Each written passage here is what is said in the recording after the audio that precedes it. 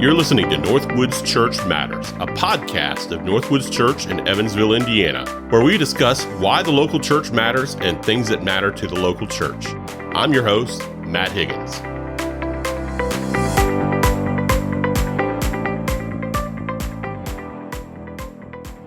Well, welcome back to the NorthWoods Church Matters podcast. I'm here with another one of our lay elders. I'm here today with Troy Lucht, and we are going to talk about his life story.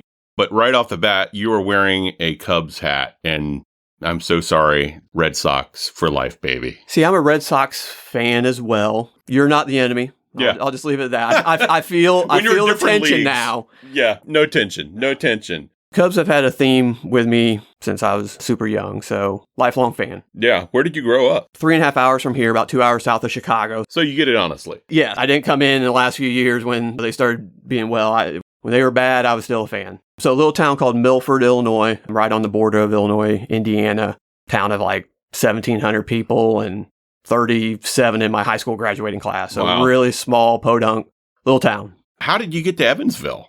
Made that path through Tennessee. We lived in Tennessee, in Murfreesboro, Tennessee for about 14 years. Most of our life happened there. But my wife grew up about 45 minutes from here. Mm-hmm. Of course, I grew up in East Central Illinois, and so we wanted to be closer to family. And we felt God was calling us to say, this season of your life, you need to be near family. And so Evansville was a good spot for that because it got us 45 minutes from a lot of her family, got me halfway closer to my family. And so that just allowed us to have a good middle point to be able to have family closer. So what do you remember from childhood growing up south of Chicago? Staying on the baseball theme, we had a lot of wiffle ball. My parents had actually bought the lot next to our house. It may have been before I was born, but they didn't want a neighbor there. And so they bought that lot. It was an empty lot. And so neighborhood kids, summers were just wiffle ball as soon as we got up to when it was dark. Yeah. Mom would fix us peanut butter sandwiches and we'd have lunch and then we'd go back out there. And so a lot of wiffle ball, a lot of just small town stuff. Sometimes was good, sometimes got us in trouble. There wasn't a lot to do, so you found your own ways to do things, and sometimes that wasn't probably the most up and up things to do, but yeah, life was a lot different back then too, right? A lot of outdoor play, a lot of not having the phones in our pockets to consume us, and so we found ways to have fun that was creative.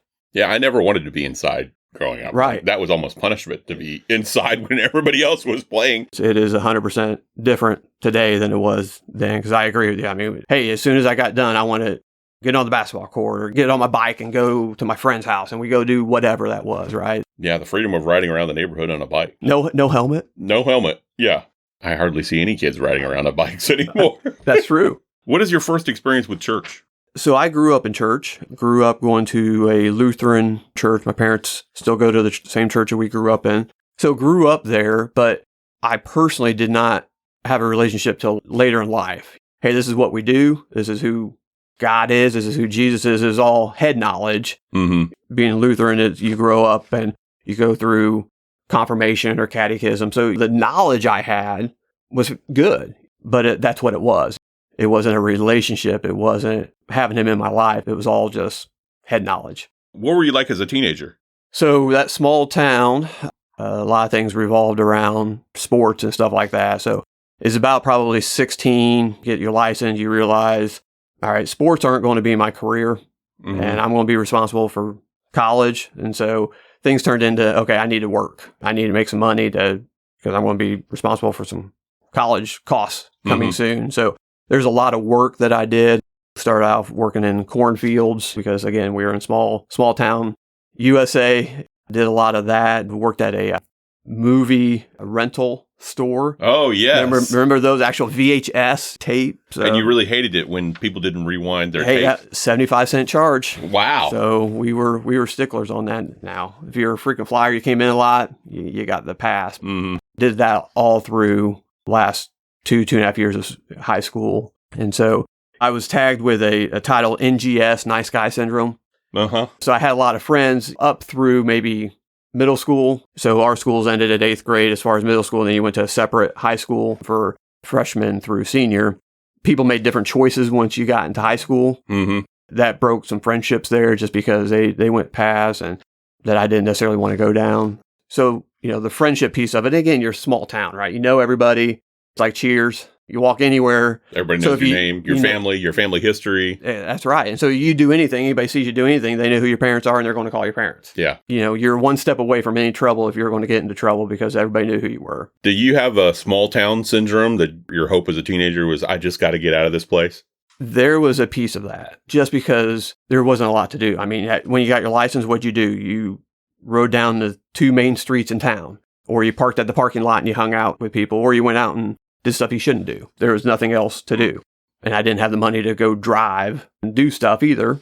And so when I graduated, I moved up to suburbs of Chicago for school and just to fuel my Cub passion even more and being closer to Wrigley and being able to go to more games. But yeah, I mean, there was a piece of it to say, I want to get out and do something. But you still had the comfort level or fear of, for me personally, I didn't want to go to a super huge school because that was like, man, that's a little concerned about that, right? But I wanted to get out and be able to experience more and see more. And you're very isolated in a small town like that. Yeah.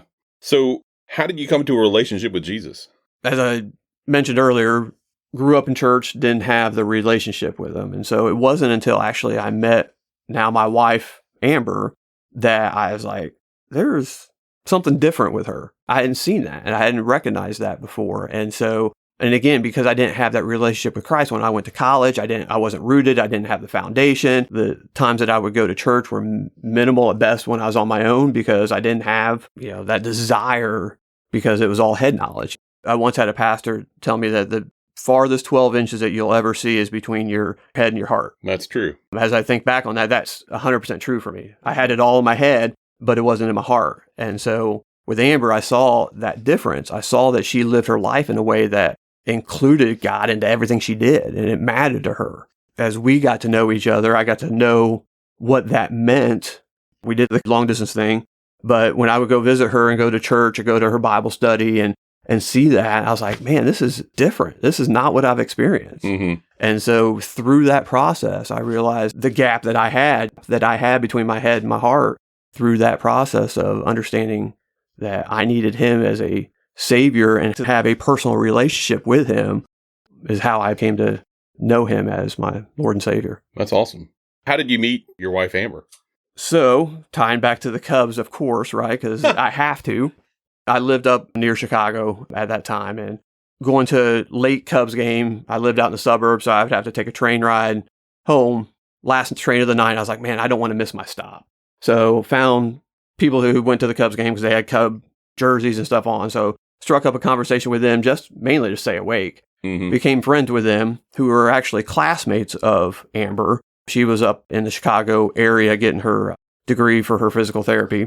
And so became friends with them. A few months later, had a barbecue at the house where I wanted to have people over for a grill out. And so I had multiple different circles of people over, invited them over. Amber was with them studying.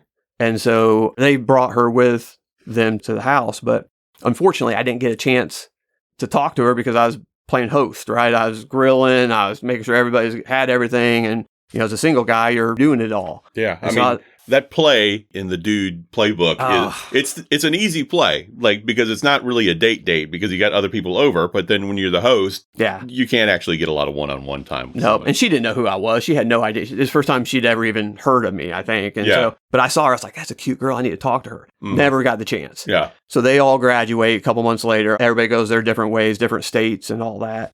5 months later, they all come back for a classmate's wedding. The mutual friends that I had said, hey, we're going to be back, get us Cubs tickets, and we'll all go to the Cubs game.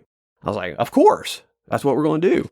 Everybody came back for their wedding, which I didn't know that classmate, so I didn't go to the wedding.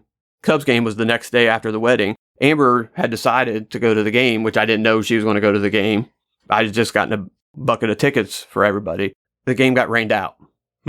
And so it gave me ample opportunity to talk to her, get to know her some through that because we were able just to hang out because we all still wanted to hang out. And so we did that for that day and then did the long distance thing for months after that because she was living down here actually waiting to finish up all her boards and licenses and everything for her physical therapy. So awesome. Yeah. So see, Cubs time back to the Cubs, right? Your wife. Yep. Yeah. I wanted to do the 40,000 of my closest friends and family at Wrigley wedding.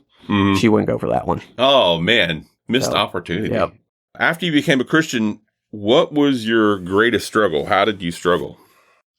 That's a great question. So that misnomer of, hey, once you're a Christian, life is an easy road, that's a misnomer. That's a lie, right? We're not told that in Scripture. We're not told that anywhere. Somehow that gets embedded into Christianity somehow. It's all going to be easy peasy. Yeah. Hey, now that you're on that side of the fence, you're good. And for me, there's been multiple struggles. One of them, building our family. Amber and I, before we were married, we went through this premarital book and asked all those hard questions before you get married to make sure you're kind of level setting where you're at on stuff, whether it's money, whether it's family, in-laws, all that stuff, just so you kind of aren't coming into it post-marriage and realize, wait, I didn't know that about you or whatever, And so one of it was family. What's our expectations as family? Amber and I both had kind of agreed that, having 2 biological children and adopting a child was our plan. And so married, a few years later, once we felt like we had a good foundation for our marriage, we said, okay, it's time to start that process. Well, that process didn't happen the way we thought it would, and we struggled through that. We were a week away from going to the doctor, taking next steps through that infertility side of it. And she comes to me, I'll never forget it. She comes to me and boldest, so much courage in her to say, I think we're supposed to adopt. I had those exact same thoughts, but I'm very type A, and my A plus B equals C wasn't equaling because that wasn't our plan, right? That wasn't what we had talked about. So how could I go talk to her about that? Through that, we both agreed, yeah, this is our plan. Now we got to figure out what that looks like. Did you feel like that was from the Lord? Absolutely. But for us to both be on that same page with that, I think he planted that seed premarital to say, because adoption is all from him. Right. We're all adopted, right, into his family. So adoption's a theme of who God is as far as us coming into his family. And so definitely agree that was rooted in him leading us that way. And we call it our plan A versus God's plan A. God's plan A for our family was 1,000,000 times better than what our plan could have ever been. And you don't realize that because, hey, you're setting your own plans and you think those are the best things or you wouldn't have them as your plans. But once we fully relied on God through that, it's been such a blessing. Opened up so many opportunities and doors for us. So tell us about your kids. Who are they? How old are they? What are they like? So we have 4. Our oldest is Abraham. He is a junior. He's involved in soccer and track or his sports. Just a good kid. Second is Silas. He'll be 13 here in a couple weeks. So we're going to have another teenager in the house. And so 7th grade. He also likes soccer and he's going to pick up basketball this year. He's going to do that for the first time. Cool. So our 3rd kid is Eden. Will be 12 here a few days after Silas in October. She's 5th grade and she's what keeps our house loud. I'll put it that way. She's our dancer. She's our singer. She's our, and, just loves dance. And so that's her thing. So she's doing that and now. She speaks her mind. She does. She will let you know where she's at. Putting that energy in the positive way. Yeah. Will be great for her if she realizes how to use that, in life. And then our 4th is Sailor, who's our youngest, and she's in 4th grade.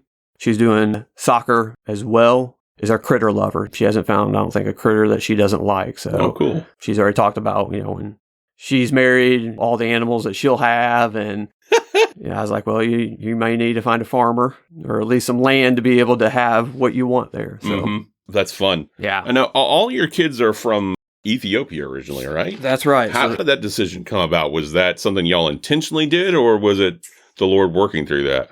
That was all God, because Amber and I came to the decision of, we believe God's leading us to adoption.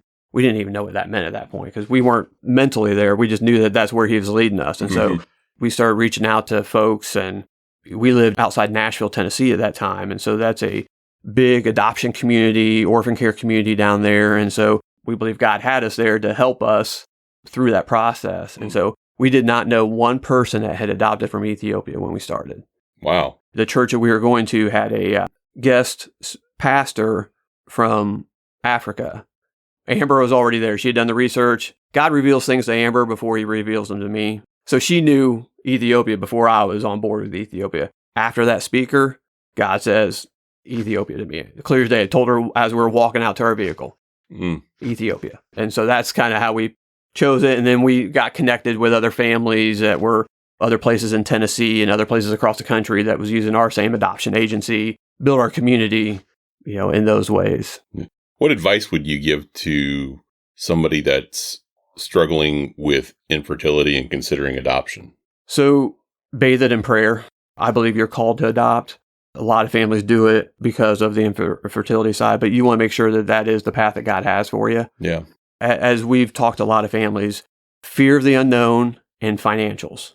Reasons people don't do it. If anybody's questioning it, reach out to me, because the fear of the unknown is a big one, right? You just don't know what you don't know, and it's scary. Right. And so talking through it with other people who have walked those paths can help you understand what that looks like, what to look for, how to help you.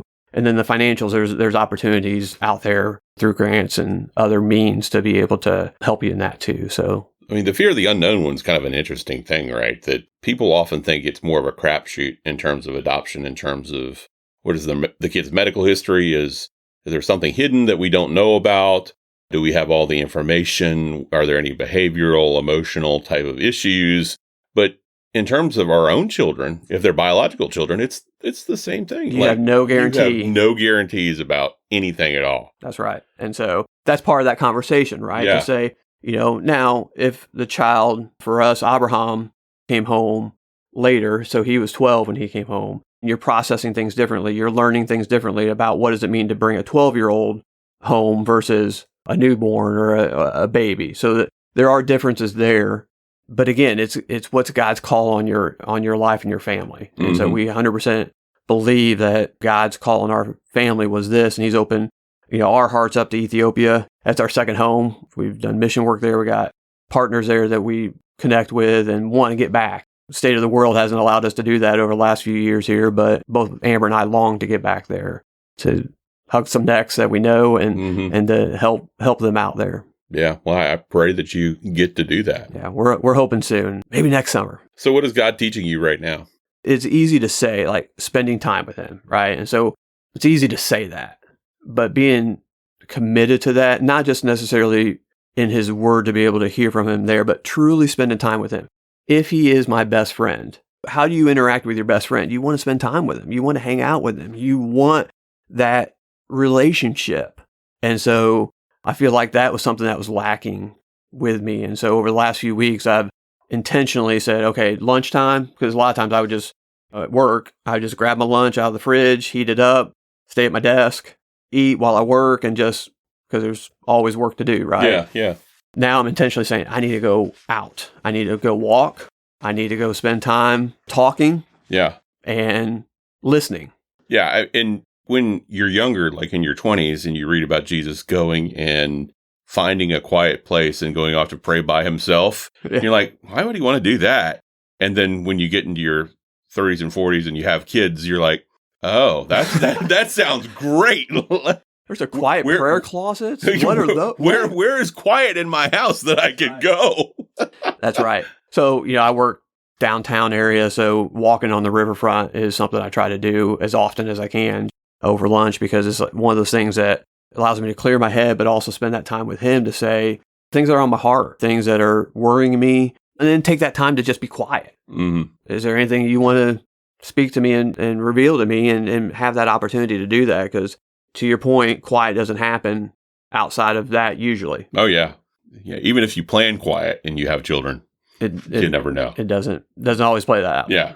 As a mom with young children, sometimes you don't have time to go to the bathroom by yourself. Or get a shower.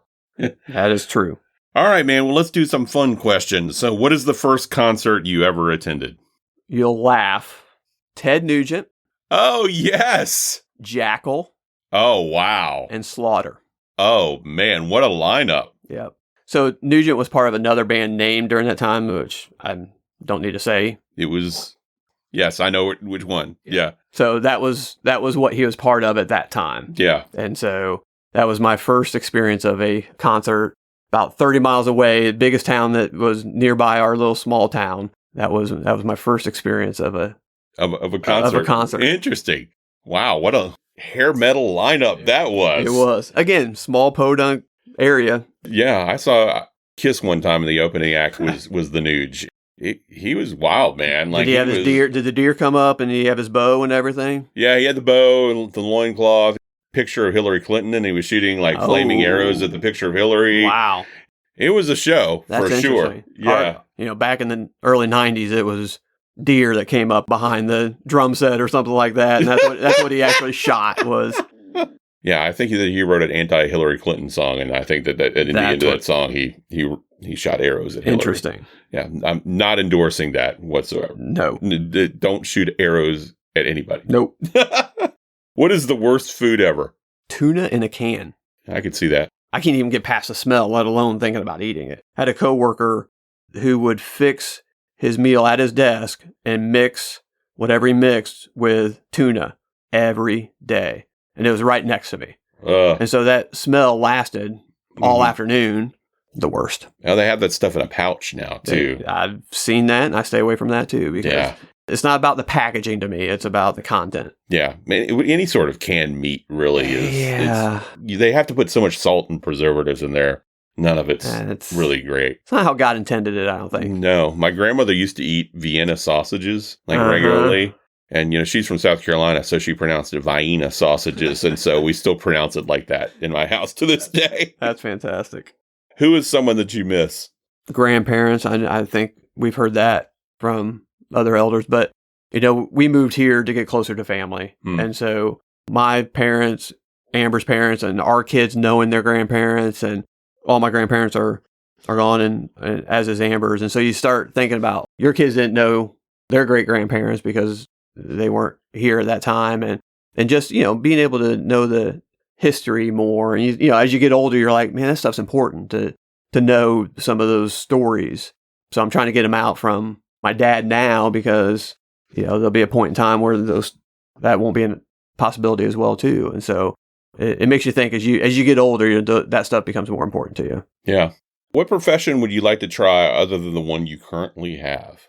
Dream or try? So try would be interesting. So for years, I always thought, because there's people who I respected in the medical field, because you're truly helping people. My wife's a pediatric physical therapist. She's truly helping kiddos, and I see that, and I see the joy that she gets out of that. I mean, we have other friends that are in the medical field that they are truly helping people. But then I started thinking about the last couple of years of what we're dealing with. I was like, man, I don't know if that's a path I'd want to pursue today. But at the same time, how much better opportunity could you have to help people? Yeah. And so I think healthcare area is something that would be a true opportunity of feeling like you're giving back. Yeah. Well, this hasn't come up yet. What do you currently do? I am in the IT area, work for CenterPoint Energy, or Vectren for a lot of folks who remember that. So the last couple of years, there's been a project to get smart meters installed. And so I work on the network, making sure those meters keep communicating, and there's not people in your yard having to read your meters anymore, and that it's all communicating over like cellular communication now. So making sure that we get those reads in so that everything is flowing as it should. It's funny about working for an energy company, which my dad did for 35 years. Okay. We've talked about that before.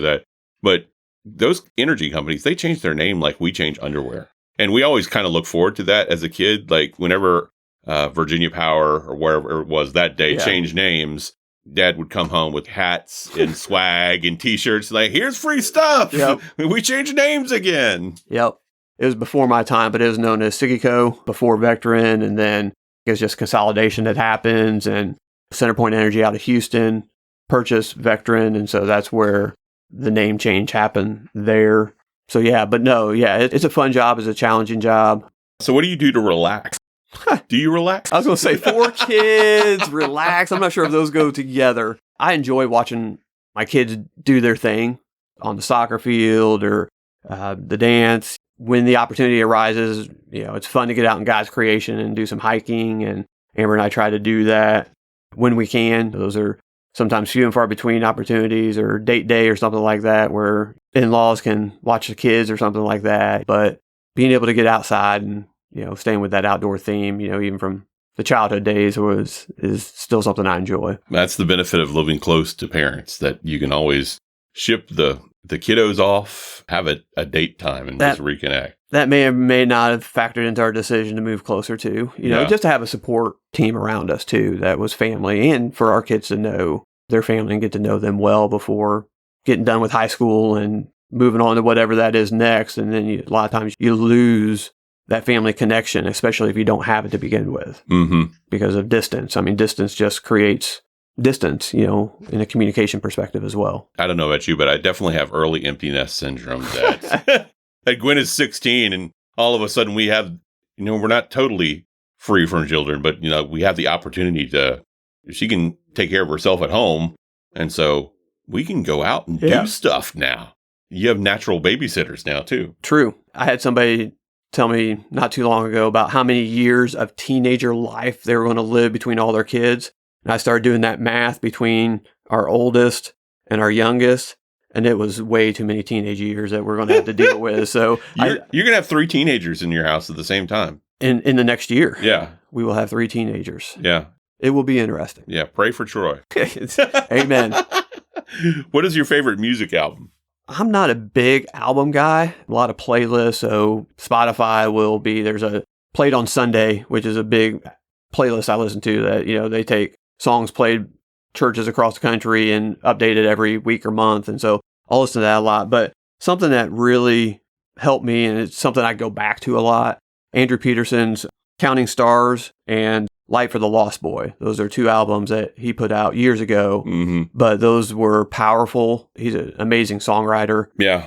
They helped me through a lot of times. I mean, especially when we were going through our adoption process. And I mean, I still remember having it on repeat, flying over the ocean, listening to his albums because they spoke to me and they helped me where I was at that time. And so I'll go back to those, and that helps me remember how God has walked me through paths where there was weeds in front of me, for the next step, it was cleared, but it allowed me to understand that, God's got my path. If I stay connected to him, it's going to turn out okay. Yeah. Andrew Peterson is pretty amazing. I love his Resurrection Letters albums. Yep.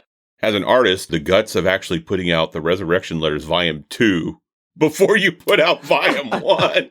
It's like, I've got a better album in me than this one. But yeah, these Resurrection Letters albums are they're really good. And we were spoiled in Tennessee. He lived 30, 40 minutes from where we lived in Middle Tennessee. He would, for relatively good cost, we did fundraisers for different ministries or adoption things. And so he would actually come play. Oh, wow. And so we would hire him to play, but it was reasonable, worth the cost. And small venues, I mean, coffee shops. And so it was just really cool, intimate. Him and maybe one of his keyboard guy would come along, or another guitarist would come, and they would just acoustic sets. And it was just really amazing opportunities to listen to him. Wow. I didn't know you had the Andrew Peterson connection. Wow. Well, his agent. His agent and I are like this. Exactly. We're tight. But he was just a normal guy that was talk to you at any point in time there. Because, I mean, some of the settings were 100, 150 people. So it was really small because it was that coffee house type of setting. And so, he would just hang out because he lived 30 minutes away. So yeah, he could sleep in his own bed, and he was happy about that. Yeah, I'm sure. Yeah. So what is your favorite dessert? Big fan of ice cream cakes. Birthdays around our house, you will usually have ice cream cakes because our family, we make homemade ice cream cakes. But really anything peanut butter, chocolate, caramel, I'm good with that. Did you get hooked on ice cream cake from some of the store stuff? So Amber's an ice cream connoisseur. That's her thing. And so through her, I started to appreciate the ice cream cakes. And so we would do the Dairy Queen or Cold Stone or whatever it was, and do those. And we realized, man, we're spending a lot of money for those, and we can make something similar to that. So now when it's a kid's birthday, we're like, okay, what kind of ice cream flavors do you want in your cake? And so we'll go get a couple different ice creams and put it in a pan, and they like it just as much as store-bought ones, and saves us a ton of money too. Yeah.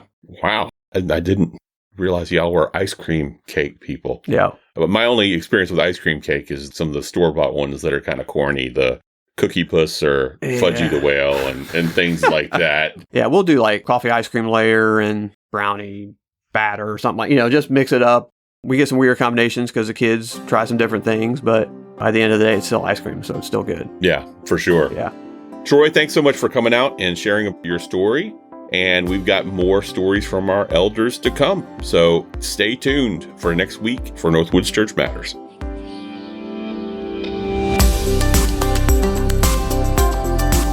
Thanks for tuning in to the NorthWoods Church Matters podcast. If you'd like to find out more about NorthWoods Church, you can visit us at our website, www.northwoodschurch.org. Again, that's www.northwoodschurch.org.